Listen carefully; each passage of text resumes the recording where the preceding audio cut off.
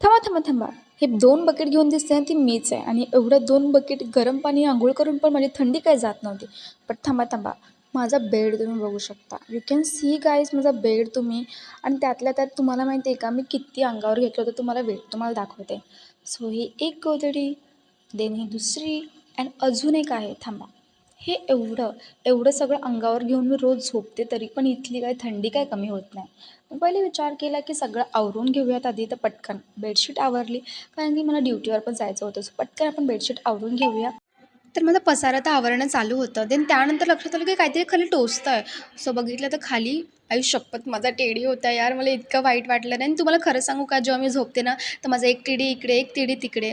But माझ्या मम्मीने मला हॉस्टेलला एकटीला पाठवलं होतं. बट मी इथे एकटी नाही आहे. मी इथे माझी ऑल फॅमिली बनवली. सो माझ्या टेडीला राग आले सगळ्या. तो मी तुम्हाला इंट्रोड्यूस करते. सो हा माझा फर्स्ट टेडी आहे जो मला माझ्या पप्पाने दिला होता.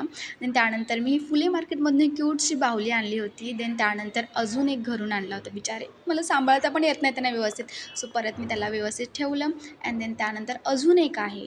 तो आहे माझ्या दीदीकडे होता. तो मला तिकडून घरून मी घेऊन आले. सो अशा प्रकारे माझे 4 जण आहे आणि कधी-कधी सॅड वाटतं सो स्माइली बॉल पण ठेवला आहे. तर त्याचं पण कधी-कधी कामात येतं माझ्या. So this is my family आणि मी. सध्या तरी मी इथे एवढे जण राहतोय आणि त्यात लक्षात आलं की माझ्याकडे हार्ट नसून माझ्याकडे हार्टची उशी पण आहे. सो कधी-कधी कोणी हार्ट न तोडू म्हणून माझी उशी पण ठेवलेली असते मी.